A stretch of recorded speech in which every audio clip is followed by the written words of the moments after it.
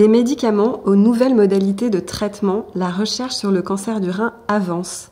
Elle construit progressivement les parcours de soins de demain. Pour discuter des actualités scientifiques du cancer du rein, je reçois le docteur Ariane Lapara, spécialisée en médecine interne à Gustave Roussy. Bonjour docteur Ariane Lapara. Bonjour Céline. Pourriez-vous nous expliquer ce que c'est qu'un essai clinique ?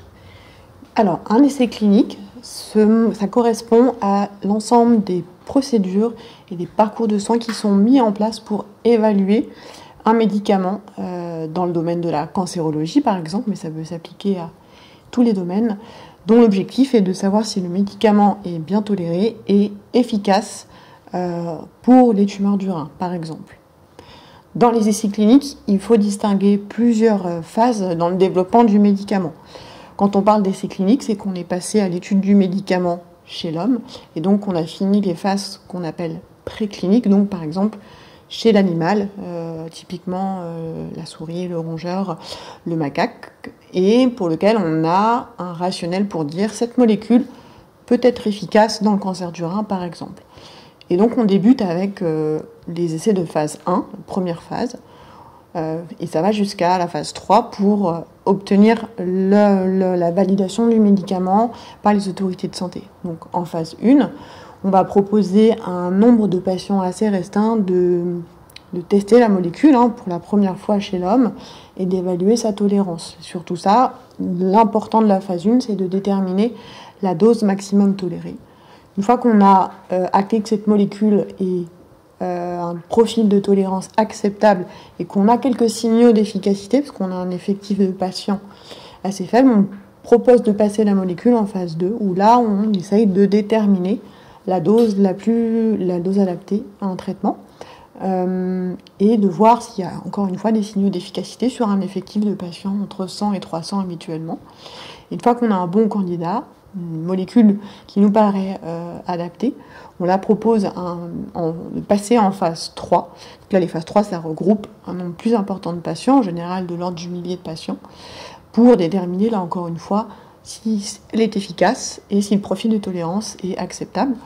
Et elle est souvent comparée à une molécule standard, qui est déjà les médicaments approuvés, pour voir si elle fait au moins aussi bien, ou bien que le profil de tolérance est meilleur. Et dans ce cas-là, le dossier est soumis aux autorités de santé pour savoir si le médicament peut par la suite être commercialisé. Et qu'est-ce que c'est que la phase 4 ? La phase 4, ça correspond à une phase de pharmacovigilance.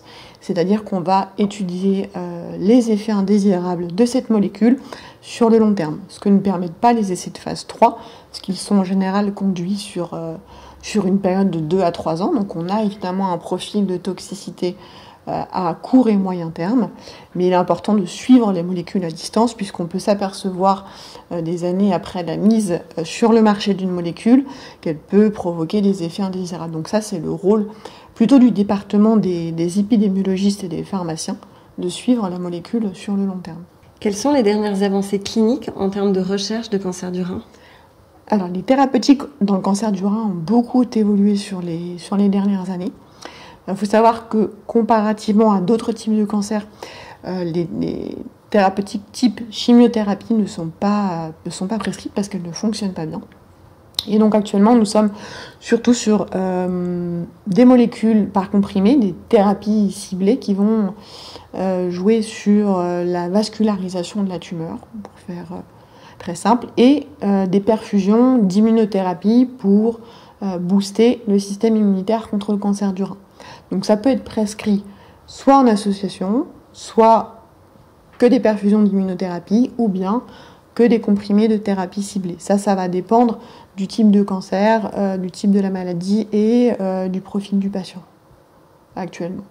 Ça, ce sont les thérapeutiques en place. Ensuite, il y a beaucoup d'autres molécules d'immunothérapie qui sont en cours d'évaluation, justement, dans les essais cliniques de phase 1 ou 2, par exemple. En tant que patiente ou patient, comment je sais si je peux rentrer dans un essai clinique et quels sont les risques pour moi ? Alors, en tant que patient, on n'a actuellement pas accès à l'ensemble des essais cliniques en cours. Il n'y a pas de ressources qui répertorient l'ensemble des essais cliniques en cours. Pourquoi? Parce que ce sont des essais cliniques qui sont en constante évolution. Il y en a beaucoup qui sont proposés, que ce soit par les industries pharmaceutiques ou bien par les médecins ou scientifiques d'hôpitaux. On appelle ça des essais académiques, en opposition à des essais industriels, entre guillemets. Il y a, pour vous donner un ordre d'idée, plusieurs centaines d'essais qui sont proposés par an. Et finalement, le nombre de patients incluables va être valable pour une période de temps finalement assez courte, de l'ordre de quelques mois. Et donc, il est impossible d'avoir cette base de données en temps réel. Par contre, quand on est patient, il est tout à fait légitime de poser la question à son oncologue: est-ce qu'il y a un intérêt pour moi à être inclus dans un essai clinique? L'oncologue référent, lui, par contre, a la possibilité d'interroger son hôpital, ou bien les chercheurs qui travaillent avec, ou bien l'industrie, pour savoir si actuellement il y a un essai clinique qui correspond au patient. Encore une fois, ça va dépendre du type de pathologie, de son stade, des comorbidités. Par exemple, on peut avoir une connaissance qui a le même type de cancer, mais qui ne sont pas éligibles à un certain type de molécules en raison des antécédents ou des comorbidités. Donc, il y a un certain nombre de critères qu'il faut respecter pour entrer dans des essais cliniques qui sont parfois assez stringents et assez compliqués. Tout simplement parce que les nouvelles molécules doivent cibler un type de patient particulier, donc il est parfois compliqué d'entrer dans des essais cliniques. Il y a ce qui s'appelle des critères d'inclusion à respecter, qui ne sont pas forcément évidents. C'est pour ça qu'il faut poser la question à l'oncologue référent, et c'est lui, par la suite, qui adresse le patient dans un essai clinique si ça peut lui être bénéfique. L'intérêt, c'est quoi de participer? Quel est l'intérêt finalement? C'est de pouvoir accéder en amont, de manière précoce, à des nouvelles molécules, souvent prometteuses, sans attendre la phase de développement des essais dont on a parlé avant.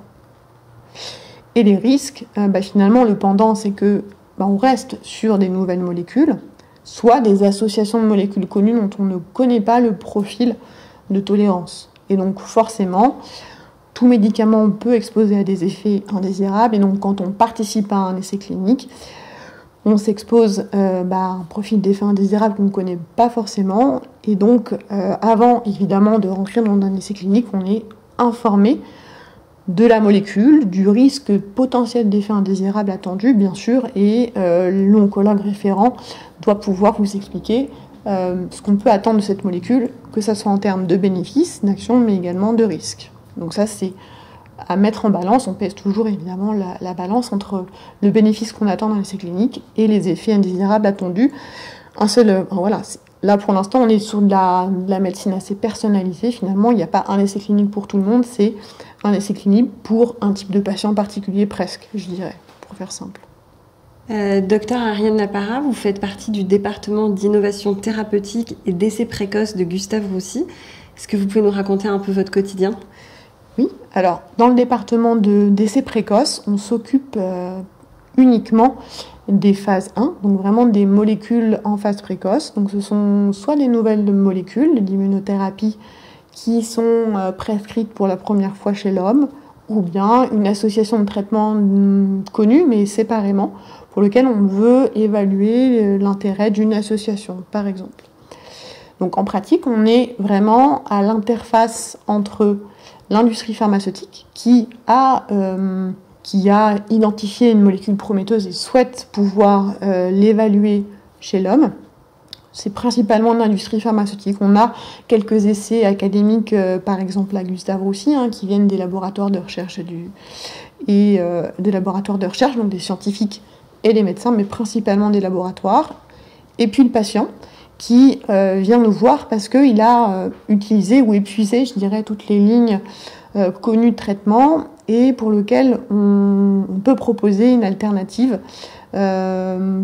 Et on peut proposer une alternative qui n'existerait pas hors d'essai clinique. Donc l'intérêt, c'est de tester cette nouvelle molécule. Ce que ça implique pour nous, c'est de pouvoir suivre le patient de manière très rapprochée. Donc ça implique des rendez-vous de consultation, des prises de sang très régulières, beaucoup plus qu'un suivi standard. Quand on rentre dans un essai clinique, Finalement, on est très encadré et normalement, on doit pouvoir joindre son équipe soignante 24 heures sur 24. Par exemple, on a, nous, un téléphone d'astreinte qui est disponible 7 jours sur 7, 24/24 pour les patients en cas de problème, parce que ce sont des nouvelles molécules. Et qu'en cas de problème lié à une molécule, on doit pouvoir être informé et informer le laboratoire pharmaceutique.